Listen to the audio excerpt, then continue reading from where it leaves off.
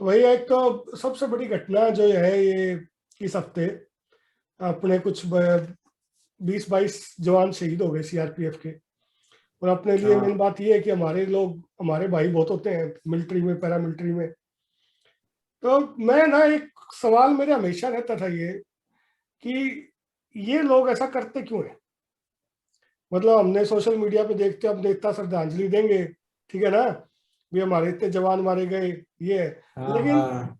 मारने वाले भी हमारे लोग हैं, तो मरने वाले भी अब हमारे लोग हैं। मारने मारने वाले भी अपने हैं, मरने वाले भी अपने हैं, वो बात सही है, वो बिल्कुल नहीं, सही। वो सबसे बड़ी बात ये है। और अब किसान आंदोलन के बाद कुछ बात समझ में आती है, जब सरकार फेल हो जाती है ना, हाँ, और ये भाई हमारी जो मिलिट्री है या पैरा मिलिट्री, उसके पास तो कोई ऑप्शन नहीं है, उसको तो बस इनकी बात मानती है ऊपर जो बैठे हैं। अब वो तो ऑर्डर फॉलो करना होगा इनको। अमित शाह कहता है कि भाई हम बदला लेंगे। भाई बदला किससे लोगे ये तो बताओ। लोग तो हमारे ही हैं लेकिन ये। वो एक बात वो भी सही है, अब जैसे वो कल परसों अखबार में न्यूज आई थी कि उसमें झारखंड में वो 500 एकड़ का कुछ उसका मिल गया, हीरे का भंडार मिला है, तो जमीन जंगल बेच दिया टाटा कंपनी को।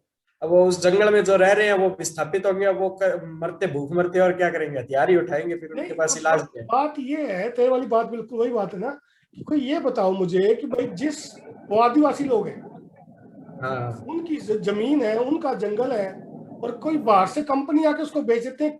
कहानी क्या है, ये सिर्फ उनको मारा जा रहा है इन कॉर्पोरेट्स के लिए। बस इनके लिए वही तो, अब 500 हेक्टेयर जमीन बेची है टाटा कंपनी को उसके लिए, खुदाई करने के लिए। अब 500 हेक्टेयर में इतने कुछ तो लोग रह रही होंगे वहां पे, वो रह रहे हैं, उनका क्या रहेगा फिर, कोई इलाज ही नहीं, उनको कुछ मिलना तो है नहीं। क्यों, उनका वो तो सरकारी सिस्टम है नहीं, उनकी खुद की पुरानी परंपरा चल रही है। अब उनके पास ना कोई पट्टे बने हुए हैं, ना कोई रजिस्ट्री है, तो उनको मुआवजा ना मिलना, ना मुआवजा मिलना, ना कुछ और।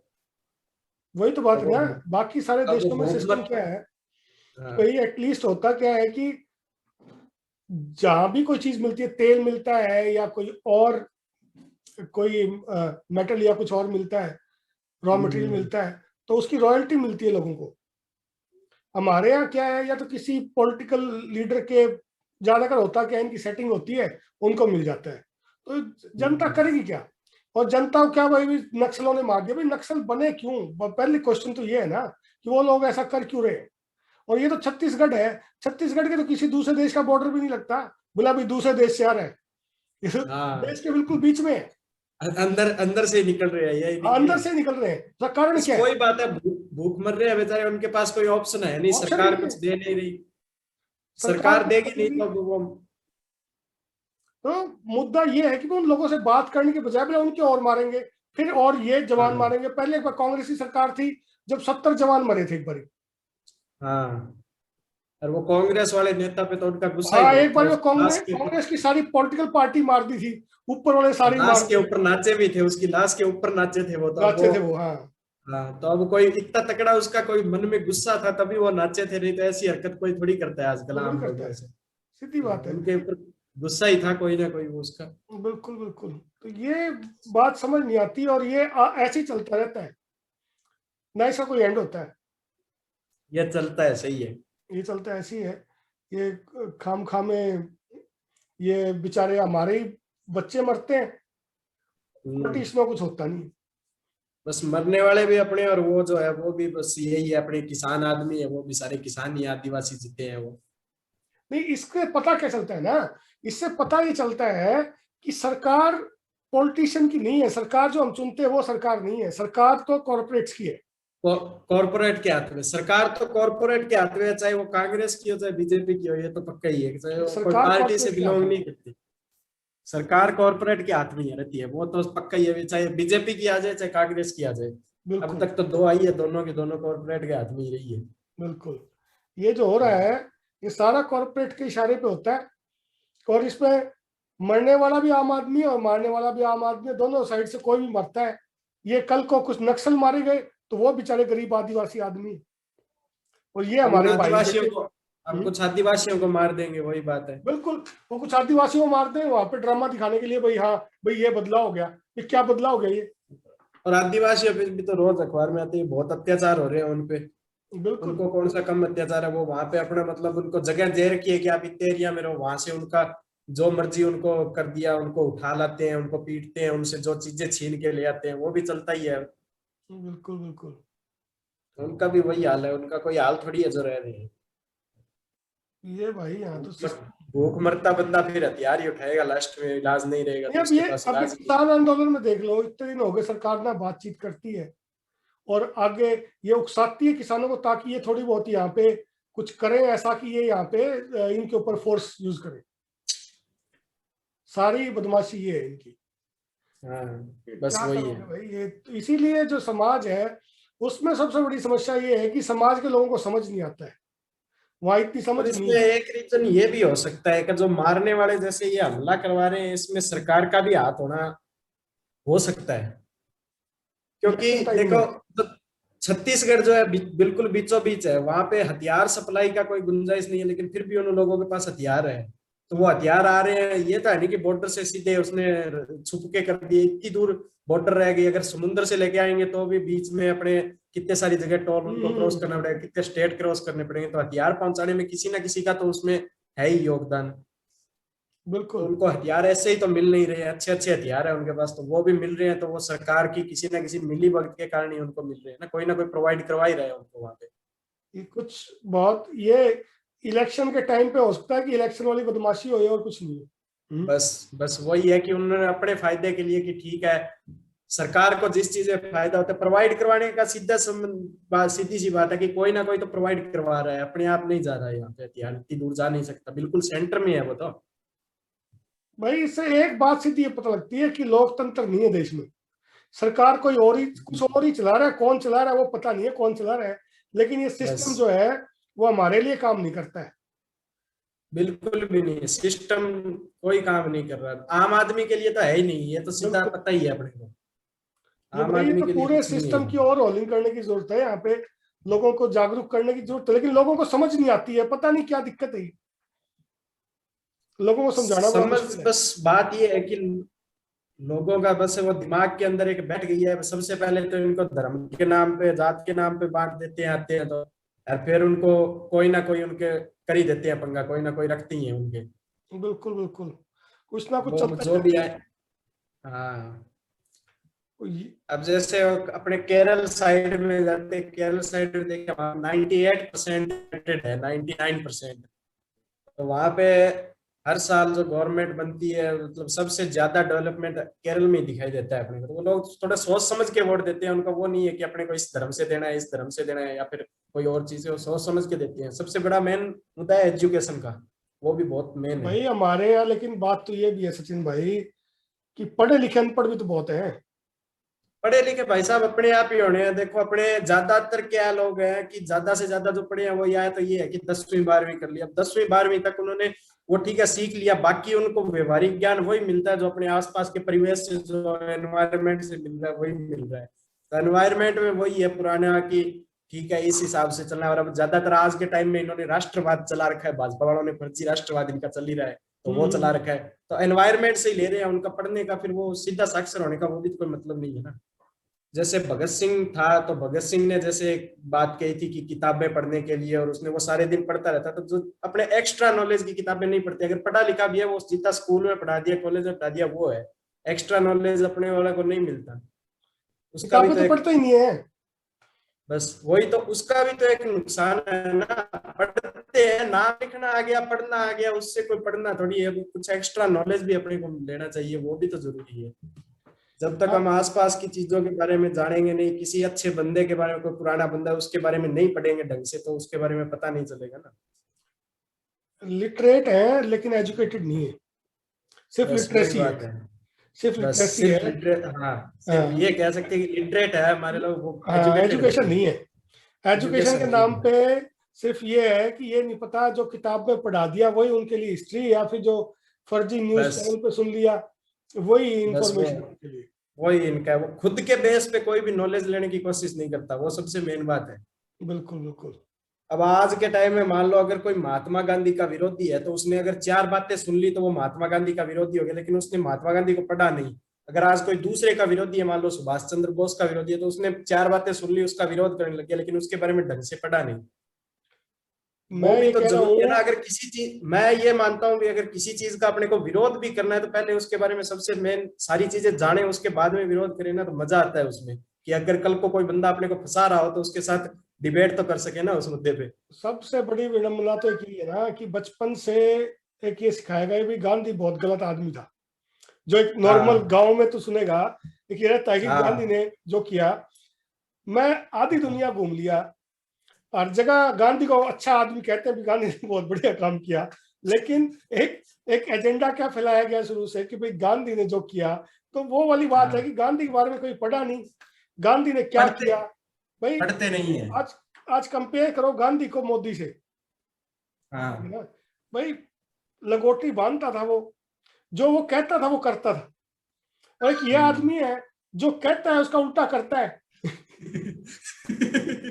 ठीक है हाँ भाई। ये बात सही भाई है। मेरे पास तीन, मैंने जिंदगी में, मैं कोई ज्यादा बिजी आदमी भी नहीं हूँ इतना, और मैं सोचूं कि भाई मैं ये सोच ले कि काम कर लूं कि भाई 3 बार कपड़े बदल लूं दिन में या 4 बार कपड़े बदल लूं दिन में, ठीक है ना, हाँ वो हाँ। भी ऐसे मतलब स्टाइलिश इस तरीके से बिल्कुल, तो वो पॉसिबल ही नहीं है हमारे पोज, लिए। उसकी फोटो खिंचवाने का तरीका देखो आप, पोज बड़ा बड़ा के बिल्कुल ऐसे जैसे गए बिल्कुल। बेचारा फोटो खिंचवाने के लिए ही है, गए स्पेशली उसी काम के लिए जैसे। तो ये बड़ा दुर्भाग्य है देश का कि बस लोगों को सरेआम झूठ बोली जा रही है और लोग पकड़ नहीं पाते। बस वही है कि अपन आज अगर चार बंदे बैठे हैं, कोई बंदा आके अपने पास बैठ गया, तो अगर अपनी बातों में थोड़ा सा दम, हमने चार बातें सुन ली ना, तो वो वही बातें उनको अपने मन में बैठा लेगा। वो जानेगा नहीं कि इस बात के पीछे सच्चाई क्या है या नहीं है, बस उसको वो मतलब नहीं है कोई। और एक बड़ा, अभी मैं ना एक वीडियो देख रहा था एक बंदे का, एक मेजर है, मेजर हम्म। क्या नाम है यार इसका, मैं बताता हूँ एक बारी। ये हाँ, मेजर पुनिया है, एक अच्छा। जाटी है, और हाँ। बीजेपी का ये मेजर वाली इसमें कोई बात तो है नहीं ये।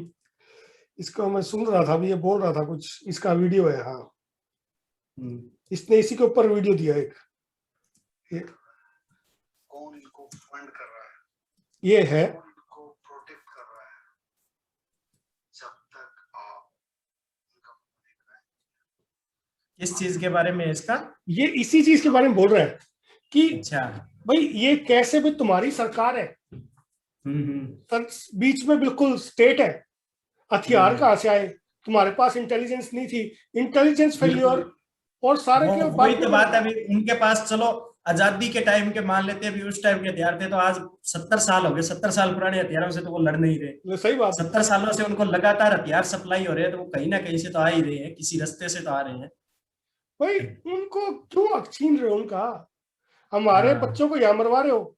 ये मरता भी किसान का बेटा और वहां आदिवासी मर रहे हैं बेचारे, और बस खेल कौन वो खेल रहा भी है। अपने वाले ही है, बस किसान ही है और बिल्कुल क्या। बिल्कुल। एक वो बात है, एक वो मैं कवि का नाम भूल गया, कि 3 लोग हैं, एक आदमी तो जो है रोटी रोटी बेल रहा है, और एक आदमी रोटी खा रहा है, और एक आदमी रोटी से खेल रहा है। जो हाँ रोटी से खेल रहा है ना, वो किसी को नहीं पता वो कौन है, और वही सरकार बस चला रहा है। बस वो सिस्टम है। वो सिस्टम है, वो हम्म। सरकार चला रहा है। और उसके अंदर मतलब ये बात है कि भाई सरकार किसकी है ये हमें नहीं पता, हम वोट किसको देते हैं, सरकार चलाता कौन है, चेहरा कोई और है। हमारे यहाँ पे खट्टर बिठाया हुआ है, खट्टर से ना तो हाँ किसी ने उसको मुख्यमंत्री चुना, और लोगों ने उसको नकार दिया, वो मुख्यमंत्री दोबारा बन गया। ना तो उसके पास कोई पावर है, वो किस लिए मुख्यमंत्री है, उसको कल को हटा दे, कोई दूसरा ऐसा खट्टर बिठा दे। लोकतंत्र की तो हत्या हो चुकी है, लोकतंत्र तो बचा ही नहीं है। लोकतंत्र का कोई रोल ही नहीं है तो वो। लोकतंत्र का कोई रोल नहीं है, और वोट ये फर्जी काम है, वोट डाल लो। और जब से बस ये सरकार आई इसने बिल्कुल जो थोड़ा बहुत बचा हुआ था, जो 2-3% पहले भी नहीं था वैसे तो, लेकिन जो थोड़ा बहुत बचा हुआ था वो इन्होंने बिल्कुल खत्म कर दिया। वो बिल्कुल खत्म कर दिया, हाँ वो बात है। तो अब दम उनमें भी नहीं था, दम इनमें भी नहीं है अब कोई। ये नहीं, वो क्या थे, वो बेईमानी चल रही थी, लेकिन एक लेवल हम्म। कमीशन तक बेईमानी थी। ये क्या है कि पूरे सिस्टम को ही बदलने के चक्कर में आरएसएस वाली आइडियोलॉजी है, ये इसको हर आदमी का अधिकार लेना चाहते हैं, आजादी खत्म करना चाहते हैं।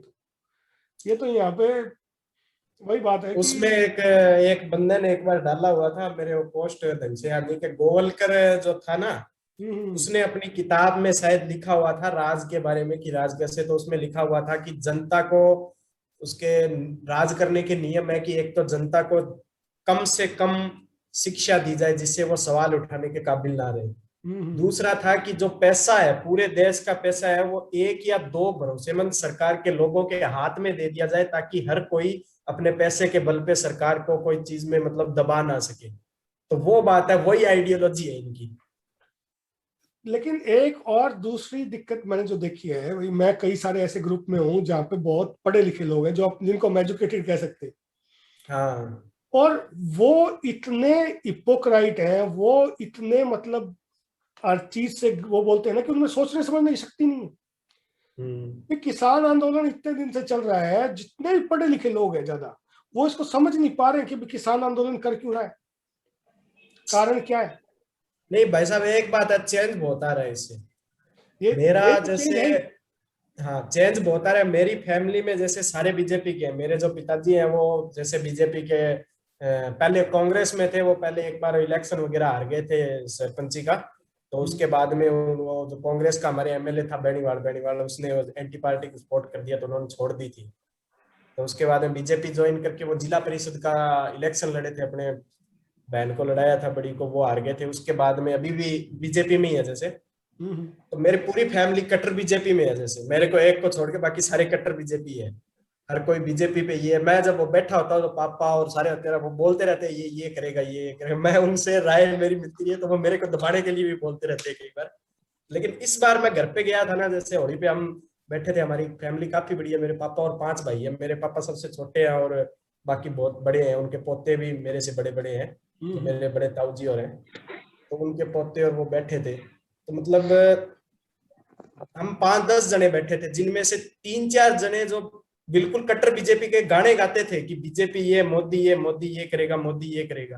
लेकिन उस बंदे ने, उन 3-4 बंदों ने इस बार अपने मुंह से खुद मेरी राय में राय मिलाते हुए बोला कि मोदी को नुकसान हो रहा है, मोदी घमंड कर रहा है अपने आप पे। तो मतलब ये है कि लोगों की सोच तो बदल रही है, इस चीज में कोई सवाल नहीं है कि लोगों की सोच में चेंज आ रहा है। मैंने खुद देखा कि इतने मतलब कट्टर बीजेपी के होते हुए, मोदी के भक्त होते हुए, जो बंदे बोल सकते हैं कि मोदी में घमंड आ गया, मोदी गलत कर रहा है, तो इसका मतलब कुछ ना कुछ तो चेंज लोगों में आ ही रहा है। नहीं, चेंज तो आ रहा है, नेचुरल सी बात है, चेंज आ रहा है। लेकिन चेंज जो हमारे किसान और किसान कौम से रिलेटेड जो लोग हैं ना, उनमें तो है। लेकिन जो बाकी मैं बता रहा हूँ, जो अपने आप को जैसे आईटी में है या और जॉब करते हैं, उनको अभी भी ये है कि फंडिंग कोई दे रहा है। मतलब दिमाग से पैदल लोग घूम रहे हैं, जिनको ये नहीं पता कि जो जो फ्लैट में पैदा हुए हैं ना, जो फ्लैट में पैदा हुए हैं और जिनकी जिंदगी फ्लैट में खत्म हो जाएगी, वो इस वो आंदोलन को समझ ही नहीं सकते। एक इसी बात पे मैं, मेरे से जैसे हर टाइप के बंदे कनेक्ट होते हैं। मैं एक स्कूल में, मैडम है मेरे से काफी यंग है, वो लगभग 40-45 साल की है एज। तो उनसे मेरी जान पहचान है। तो उनसे कई बार जैसे बात होती है, उनके क्या हस्बैंड जो है वो इसमें पीडब्ल्यूडी में ऑफिसर है, बड़े, खुद पढ़ाती है। मतलब वो ऐसी है कि एससी से बाहर ही नहीं निकली कभी। ठीक है, खुद टीचर है कोलकाता साइड की। तो वो जितनी भी बार मेरे से बहस करती है, उनको चाहे कितना भी कह दो किसान ये है, किसान वो है, लेकिन उनका वो जो अपनी जिद पे अड़े रहना, मोदी राग छोड़ना, वो मतलब ये है कि वो किसान को, आम जनता को कुछ समझती नहीं। वो खुद कहती है कि आप लोगों के में अंदर दम नहीं है, इसलिए नहीं कर रहे, ये नहीं है, वो नहीं है। नहीं मेरे को बताऊं, गुस्सा मैं आने लग उसका जाता है। कारण बताता हूँ, उसका कारण क्या है। उसका कारण क्या है, देख, कारण उसका सबसे बड़ा ये है कि जो ऐसे लोग हैं ना, जो कभी सामाजिक हुए नहीं, जो कभी हुए समाज से नहीं, जुड़े जुड़े नहीं, जो कभी जुड़े गांव नहीं। में गए हाँ, नहीं, और जिनको मतलब एक घर में रहे हैं, उसके बाद उनको ये नहीं पता कि बाहर की दुनिया में क्या है। तो उनको क्या होता है कि वो कोई घर से बाहर निकलते हैं तो 1 रुपए की चीज लेनी है तो उनको पैसा देना पड़ता है, ठीक है ना। हाँ, उन्होंने किसी आदमी को घर में फ्री में रोटी नहीं खिलाई, उन्होंने किसी आदमी को फ्री में रखा नहीं। उनको ये नहीं पता कि भाई ऐसा भी होता है, कि ऐसा भी सिस्टम है हमारे यहाँ पे, जहाँ पे कोई आदमी भूखा नहीं मरता। कोई पैसा कमाए ना कमाए, हमारे यहाँ हर आदमी के लिए जुगाड़ है। भाई घर पे आ जाता है तो 1 क्विंटल गेहूं किसी को भी उठा के दे देते हैं, भाई भूखा नहीं मरेगा, चल ले जा, ठीक है ना। तो उनके हाँ। पास ये नहीं पता कि फंडिंग क्या होती है। भाई हमारे यहाँ फंडिंग जो है हमारा समाज करता है, वो चलता कैसे, हमारे पूर्वजों ने जो सिस्टम बनाया था वो सिस्टम उन्होंने कभी देखा नहीं। तो ये वो लोग हैं जिनको संस्कृति और समाज के बारे में कोई ज्ञान नहीं है, तो उनको तुम उनके समझा ही लिए नहीं सकते। उनके लिए बस संस्कृति हाई क्लास सोसाइटी है, ये है, बस वही है, पैसा दो और सामान बिल्कुल खरीदो, बस बिल्कुल, उनके लिए ये उनके है। लिए ये पैसे से लगता है कि हर पैसे चीज से पैसे दुनिया से। चलती है। बस उनको ये नहीं पता कि भाई पैसा क्या चीज है। पैसा तो किसने बेवकूफ बनाने के लिए कागज का टुकड़ा बना रखा है जिसकी कोई वैल्यू नहीं है। ये तो तुम सोचते हो इससे सामान आता है। कल ने मोदी ने 500 नोट बंद कर दिया था, उस 500 के नोट की क्या वैल्यू? कोई वैल्यू नहीं है। हाँ, कोई वैल्यू नहीं है, सही। ठीक है ना? तो ये तो एक बेवकूफ बनाने का तरीका है जो लोगों को बना रखा है और लोगों को समझ नहीं आती बात। तो ये एक वही है कि लोग, ऐसे लोगों को तो मैंने समझाना छोड़ दिया, क्योंकि कोई फायदा नहीं है। मैं भी बता रहा हूँ आपको, मैं उन लेडीज से कई बार मतलब बात होती है इस मुद्दे पे, अगर बात हो जाए ना बहस, तो वो ऐसी ऐसी बातें बोलने लगती है, मतलब एक बार तो गुस्सा आता है कि अगर ये साथ वाला कोई लड़का हो ना तो इसको पकड़ के एक बार अच्छे से धो भाई देना तो तसल्ली मिल जाए बस। वही वो बोलते हैं ना, कई बार बोलते हैं कि भाई कई चीजों का इलाज सिर्फ लट से ही होता है, बस आप वो समझा नहीं बात है। सकते हो। तो हाँ, समझा नहीं वो हमारे सकते। बुजुर्गों ने कहा है कि भाई कई चीजों का इलाज लठ ही है। तो लेकिन अब ये है लठी है, कि हम सही एक बात है। दूसरे समाज में रहते हैं, और लेकिन एक बात जो है ना, वो एक मांस उन लोगों का वर्ल्ड व्यू नहीं है। ये जो ऐसे लोग जो ऐसे बात करते हैं ना, उनके साथ प्रॉब्लम क्या है कि उनका जो वर्ल्ड व्यू है वो बहुत छोटा है। यहाँ पे जब जो टाइम्स जैसी मैगजीन है, उनके जो पत्रकार हैं अमेरिका में जो लोग बैठे हैं, उनको समझ में आ गया है। हाँ, अमेरिका में बैठे लोगों को पता है कि इन लोगों की क्या प्रॉब्लम है। लेकिन हमारे जो लोग हैं जो अपने आप को बुद्धिजीवी समझते हैं, मैं तो उनको मंद बुद्धि कहता हूँ। बिल्कुल जो इस बिल्कुल बात है को ही। नहीं समझ पा रहे हैं, उनमें बुद्धि नाम की चीज ही नहीं है, वो मंद बुद्धि है। हम्म। बिल्कुल।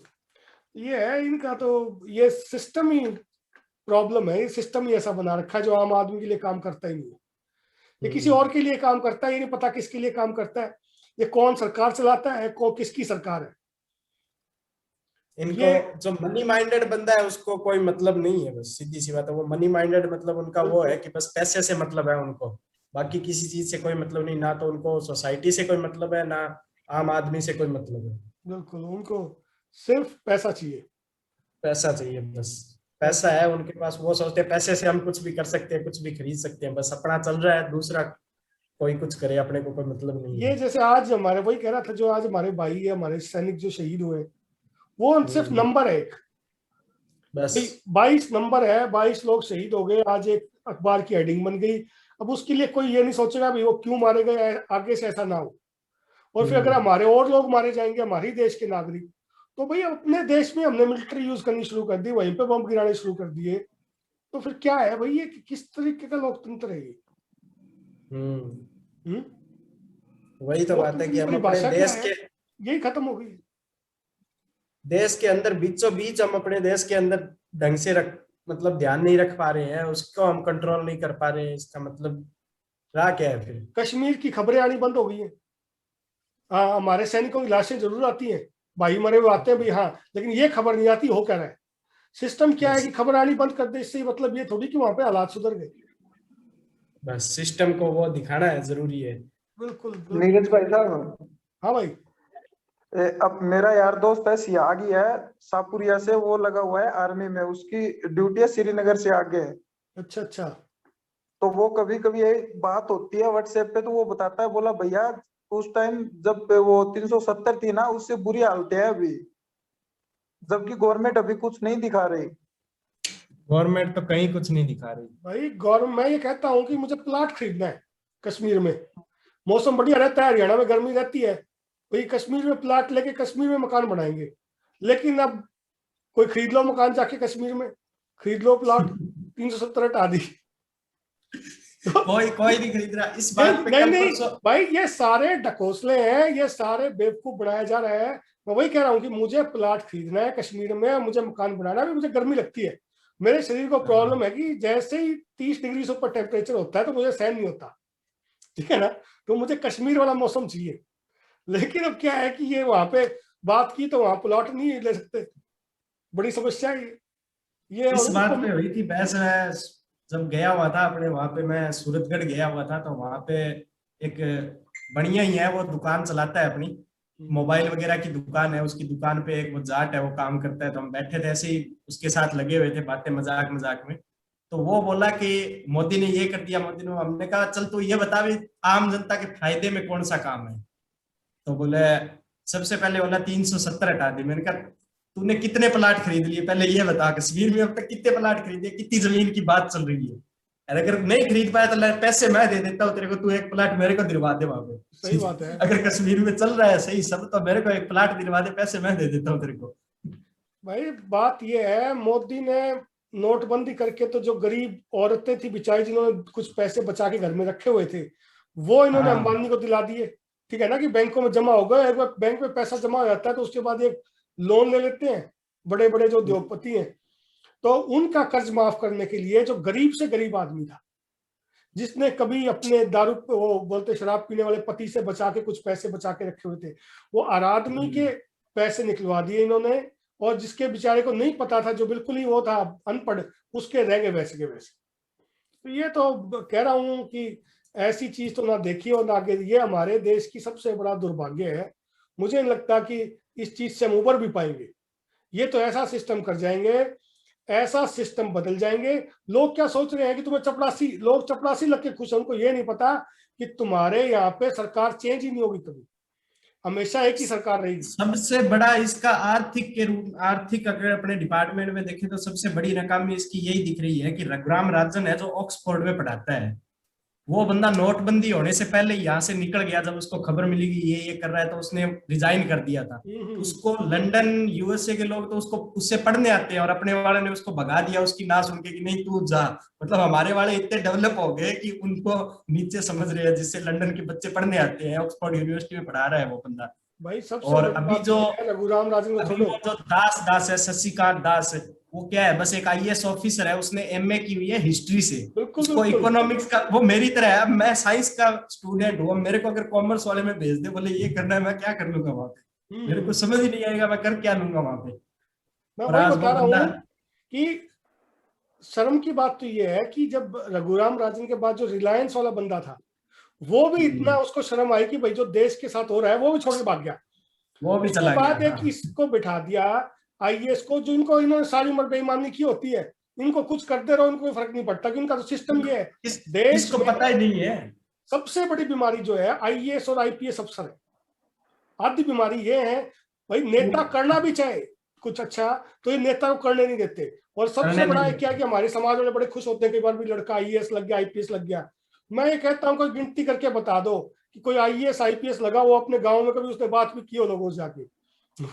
वो क्या है कि वो फिर एक अलग तबके में चले जाते हैं, और जो आम आदमी को बोला कि भाई ये अपने आप ये कीड़े मकोड़े हैं, हम मरते रहेंगे, इनसे हमारा कोई लेना देना नहीं है। अगर अपने समाज से, अपने गांव से भी कोई आईएएस या आरएस बन भी, मतलब बन जाता है ना, आईएएस आईपीएस कुछ भी, आरएस कुछ भी बन भी जाता है, तो उसके बाद में वो गांव में आके गांव वालों से सीधे मुंह बात तक नहीं करता है, आता ही नहीं है। पहली बार गांव में ही नहीं आता है, आता ही नहीं है। घर वालों को मिलने के लिए वही बुला लेता है, आता ही नहीं है। मैं यहाँ रहता हूँ अमेरिका में, मुझे ये नहीं पता यहाँ का एसपी कौन है, कमिश्नर होता है पुलिस में, वो मेरी तरह एक प्राइवेट मकान में रहता है। वहाँ कोई एसपी कोठी नहीं है यहाँ पे, ठीक है ना, कि भाई एसपी कोठी है वहाँ, डीसी कोठी है, तो उनको कभी भी नौकरी से निकाल सकते हैं, ठीक है ना। और उनका कोई ऐसा रुतबा नहीं है कि उनको 10 आदमी मिले हुए हैं। यहाँ क्या है कि अंग्रेजों वाला सिस्टम कायम कर रखा है, जो अंग्रेजों ने सिस्टम कायम किया दबाने के लिए, वही सिस्टम आज भी चल रहा है कि हम जो है, आम आदमी जो है वो थर्ड क्लास सिटीजन है। वो आज भी हम थर्ड क्लास ही है, ठीक है ना। जो आम आदमी है वो थर्ड क्लास सिटीजन है, वो फर्स्ट क्लास हो ही नहीं सकता। वो एक अलग तबका है, वहां घुसने के लिए अगर एक बार आप वहां चले जाते हो तो वो लोग फिर उनको थर्ड क्लास वालों से बात करनी बंद कर देते हैं। जितना योगदान अगर राजनीति का है ना देश को खोखला करने में, उतना ही बराबर का योगदान इस, मतलब ये जो ब्यूरोक्रेट्स बोल सकते हैं इनको, इनका योगदान उतना का उतना ही है। मैं बताता हूँ कैसे हुआ। जब अंग्रेज थे ना यहाँ पे, तो अंग्रेजों के टाइम पे ब्यूरोक्रेट्स को बहुत अच्छी सैलरी मिलती थी। उन्होंने क्यों सैलरी देते थे, वो इसलिए कि भाई ये लोग बेईमानी ना करें। जब नेहरू जी आए तो बोला भाई इनकी तनख्वाह कट करो, तो इनकी तनख्वाह बहुत कम कर दी, और फिर ये करने लगे बेईमानी, ठीक है ना। तो इन्होंने सारा भ्रष्टाचार करना वो कर दिया शुरू। तो अब भ्रष्टाचार जो हो रहा है इसके अंदर, आप सिंगापुर में सिस्टम क्या है, सिंगापुर में सिस्टम ऐसा है कि जो आईएएस पेड जो लोग होते हैं मतलब देश के अंदर, वो ये ब्यूरोक्रेट होते हैं। क्योंकि भाई ये जब इनके हाथों से करोड़ों अरबों रुपया निकलता है, अगर ये ईमानदार नहीं होंगे तो वो पैसा पहुंचेगा ही नहीं। तो इन लोगों को क्या है कि सिस्टम ही ऐसा बनाया हुआ है, पूरा सिस्टम करप्ट है। ये तो सिस्टम, इसको कैसे ठीक हो सकता है ये मुझे नहीं पता, कोई इसका फॉर्मूला मुझे तो लगता नहीं। और जब से नई सरकार आई है इसने बिल्कुल ऐसा कर दिया कि भाई अब आरएसएस वालों को डायरेक्ट घुसाने लग गए लेटरल एंट्री से। आईएएस का एग्जाम देने की जरूरत नहीं है, आप सीधे आओ अपने बंदों को सेट कर देते हैं। हमारे वाले सोचते हैं कि भाई ईमानदारी से चपरासी लग रहे हैं ये नहीं पता कि भाई जो सिस्टम है वो कल को सरकार चेंज भी हो जाएगी तो सिस्टम चेंज नहीं होगा, वो सिस्टम को करप्ट कर देंगे। यहाँ पे पूरा जो है ना कि एक बेईमानने का भी लेवल होता है, और ये तो इतने बेईमान है जिसकी कोई हद ही नहीं है, कोई लिमिट नहीं है बेईमानने की। तो ये भाई इसका तो क्या कर सकते हैं कि लोगों को जागरूक करो, जितने लोग जागरूक होंगे, जितने लोगों को ये बात समझ में आएगी कि भाई अपना क्वेश्चन करना सीखो, प्रश्न करना सीखो, और जब तक क्वेश्चन नहीं करोगे जब तक तुम्हारा भला नहीं होने वाला है। वो सबसे बड़ी बात है कि भाई जब तक क्वेश्चन नहीं होगा कि ये कैसे हुआ, तो ये लोग वैसे ही मानते रहेंगे भाई हाँ भाई ठीक है, पार्वती माता पार्वती ने वो मैल से गणेश भगवान बना दिया था और फिर बोले वो जिंदा हो गया। तो जब तक वैसी वैसी बातें मानेंगे, तो जब तक क्वेश्चन नहीं करेंगे भाई इतना मैल कहाँ से आया पहली बात तो कि भाई आदमी बन जाए इतना मैल, कोई आदमी कई साल ना नहाए, ठीक है ना। वो ओशो की सुन रहा था मैं एक स्टोरी, तो बड़े अच्छे क्वेश्चन उठाए उसने ये पर्सन करो ना, जो आदमी कहानी सुना रहा है तो ये आया कहाँ से, इतना मैल कहाँ से आया, और फिर भगवान कोई किसी बच्चे की गर्दन कैसे काट सकता है, और पहले बात भाई जो हाथी गर्दन लगा सकता है वो बच्चे की गर्दन दोबारा क्यों नहीं जोड़ सकता, तो बच्चे के ऊपर हाथी का सर कैसे आ सकता है। तो वो कई सारे क्वेश्चन है, लेकिन हम कभी क्वेश्चन करते नहीं है, हमें बोला कि मान लो भाई ऐसा ही होता है। सचिन भाई म्यूट पे है तू, सचिन म्यूट पे बोल रहा है। अगर इस मामले पे अगर अपन ने मतलब कर लिया ना क्वेश्चन, फिर बंदा भड़क जाएगा उस पे करने का सवाल ये इस मामले पर बस ये है कि जितना बच सके बचो, छोड़ो ये तो करने दो। क्वेश्चन करने जरूरी है, जितना हो सके कोशिश करो कि भाई क्वेश्चन करो, जितने क्वेश्चन करेंगे उतना समाज में सुधार होगा। बात वही है। मेरे ऐसे बहुत से अच्छे दोस्त हैं जो आज के टाइम में मेरे बहुत से मतलब कॉलेज में साथ थे, बहुत पहले से साथ थे। आज वो जब से ये बीजेपी का चला है राष्ट्रवाद का, तो आजकल हिंदू बने घूमते हैं। मैं उनसे कई बार बहस कर लेता हूँ, तो कई बार तो वो बहस में आगे से मतलब इतने ज्यादा एग्रेसिव हो जाते हैं कि गाली देने लगते हैं। वो बोलते हैं हमसे कांटेक्ट तोड़ ले। मैंने कहा यार जा तू तोड़ ही नहीं, इससे अच्छा मेरे से ये रोज रोज बर्दाश्त ही नहीं होता भाई एक तो ये बीमा एजेंट और एक धर्म रक्षक और तीसरे ये एमएलएम मार्केटिंग वाले, ठीक है ना, इनसे अगर तुम कभी सवाल जवाब करोगे तो ये बोलेंगे सीधा कि भाई हम तुमसे बात ही नहीं करेंगे आगे से, क्योंकि ये दिमाग से बिल्कुल इनका ब्रेन वॉश हो जाता है, इनमें सोचने समझने की शक्ति खत्म हो जाती है। क्योंकि मैं तुम्हें एक बात बताता हूँ, धर्म का सबसे बड़ा एक चीज जो होती है ना, तुम्हें क्या कहा जाता है कि रिपीट करो, बार बार एक चीज को रिपीट करो। वो रिपीटिशन किस लिए किया जाता है कि मैं आर्टिफिशियल इंटेलिजेंस पे काम करता हूँ, ठीक है ना। तो हमारा जो ब्रेन है उसमें न्यूरल नेटवर्क्स होते हैं, और वो जो कंप्यूटर में जो हम आर्टिफिशियल इंटेलिजेंस बनाते हैं उसमें वही पैटर्न फॉलो करते हैं जो हमारे दिमाग में फॉलो करते हैं। तो वो न्यूरल नेटवर्क कैसे बनता है कि जिस चीज को तुम जितनी बार रिपीट करोगे वो उतना परमानेंट हो जाता है। और 21 दिन में क्या है कि तुम्हारी थोड़ी वो फाउंडेशन आ जाती है उस चीज की। अगर तुम 21 दिन को लगा करते हो किसी चीज को, और तुम किसी चीज को रिपीट 1 साल 2 साल या 3 साल कर दिया तो पक्का हो जाता है। फिर वो इतना पक्का हो जाता है कि उसको तुम चाहो भी तो तुम्हारा दिमाग तुम्हें मानने नहीं देगा कि भाई ये चीज गलत है। वो कहेगा नहीं नहीं नहीं ये सामने वाला गलत बोल रहा है। तो ये साइकोलॉजिकल इफेक्ट है जो धर्म वाले या और जितना भी सिस्टम चलता है जो तुम्हें बार बार कोई चीज रिपीट करने को बोलते हैं, तो ये सारा सिस्टम वहां से निकल के आया। और ये बड़ा एक साइकोलॉजी यूज करते हैं इस काम के अंदर, जैसे हरियाणा में यूज किया था या फिर अब इन्होंने बंगाल में यूज कर रहे हैं कि भाई देश की आजादी खतरे में आ जाएगी अगर बीजेपी इलेक्शन हार गई। तो अब आम आदमी को क्या पता भाई आजादी कैसे खतरे में आएगी, आजादी इनके जीतने से खतरे में आएगी या हारने से खतरे में आएगी। तो ये वही तो बात है ना, वो कहते हैं आजादी खतरे में आ जाएगी, हिंदू खतरे में आ जाएगा। वो क्या मुसलमान 14% है, बाद में ज्यादा हो जाएंगे। तो ये है कि फिर अगर हिंदू अगर इतना ही कमजोर है, फिर हिंदू काम किस काम का है।